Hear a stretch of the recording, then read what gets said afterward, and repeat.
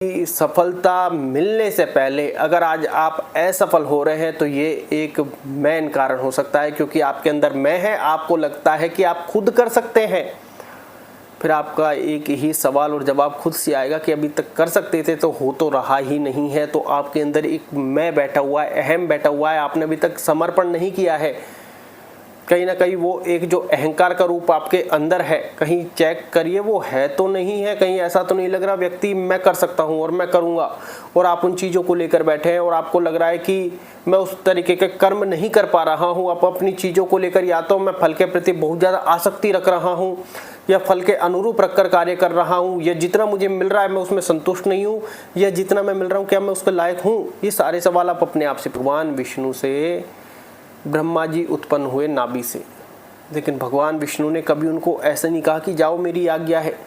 भगवान जब ब्रह्मास्त्र ब्रह्मशीर अस्त्र किसी को ब्रह्मा जी दे देते हैं और वो उसका गलत प्रयोग कर लेते हैं, तो भगवान विष्णु उनसे विनती करते हैं कि हे ब्रह्मा, मैं आपसे विनती करता हूँ कि इसको ये नहीं देना चाहिए था, इसने तपस्या करके आपसे प्राप्त कर लिया, तो अब इसको आप वापस ले लीजिए।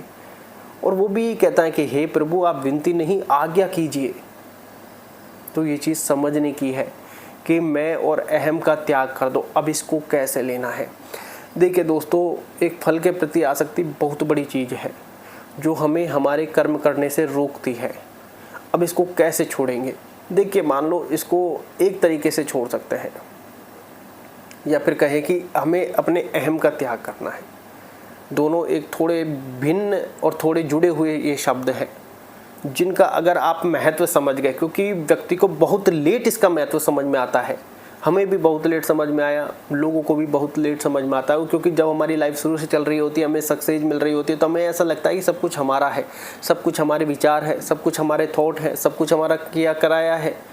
लेकिन जब वो एक दुख वाली परिस्थिति आती है, तब व्यक्ति को शून्य होना पड़ता है कि भैया तुम करता धरता नहीं हो, तुम अकर्ता हो। जब भगवान श्री कृष्ण और पांडवों का युद्ध समाप्त हुआ तो हर पांडव को लगता था कि ये मैंने किया, ये मैंने किया। जब बर्बरीक, जो आज हमारे खाटू श्याम जी के रूप में पूजे जाते हैं, वो हंसे कि मरने वाला भी श्री कृष्ण और मारने वाला भी श्री कृष्ण, तुम कहाँ थे? ये तो प्रभु का सुदर्शन चक्र चल रहा था, तुमने तो कुछ किया ही नहीं। तब उन सबके होश उड़ गए कि ये सब क्या था। तो वही है, व्यक्ति को अहम का त्याग सबसे पहले करना चाहिए, क्योंकि अहम होगा तो ही अहंकार आएगा, अहम होगा तो ही द्वेष की भावना आएगी, अहम होगा तो ही ईर्ष्या होगी, और अहम होगा तो ही क्रोध भी आएगा। और अहम अगर आपका मिट गया तो आप पूर्णतः शांत हो जाएंगे कि जो भी है ठीक है, मन प्रसन्न है। आज आपके माइंड पर जो प्रेशर है वो मैं, अहम और अहंकार की वजह से है, इसके अलावा नहीं है। अगर यकीन नहीं है तो अपने आप से ही सवाल पूछ लेना, जवाब अपने आप से मिल जाएगा, किसी और के पास जाने की आवश्यकता नहीं है।